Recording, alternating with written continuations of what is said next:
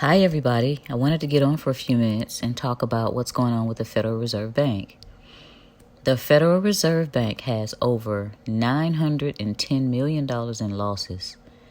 That means that one of the, if not the largest central bank in the world is broke.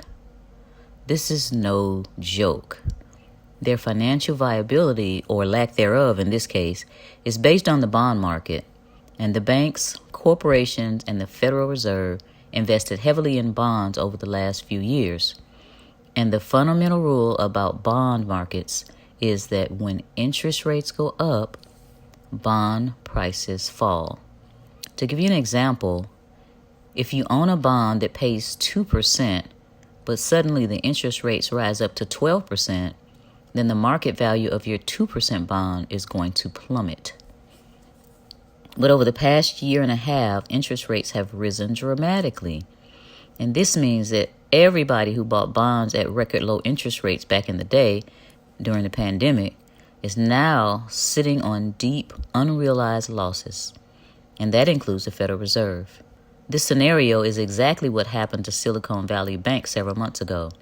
They'd purchased lots of bonds, over $100 billion worth, at very low rates. But as interest rates started rising, their finances got wacky and they folded. The Fed's unrealized bond losses continue to grow and their insolvency keeps expanding. But what does this have to do with you and your finances? Well, let me tell you.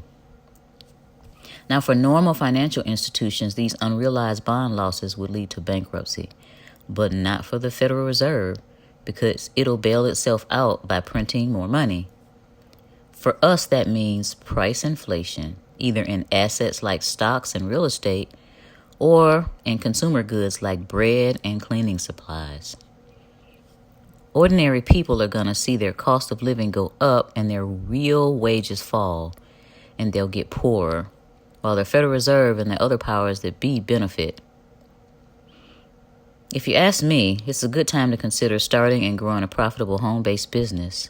And it's a good time to consider diversifying out of the dollar and into hard assets, assets that aren't controlled by central banksters. Hard assets aren't manipulated by the cabal like the dollars are. And when you start a business, you control the flow of your resources. The banks don't control the flow of your resources. Think about that as you ponder your next moves over the rest of the year.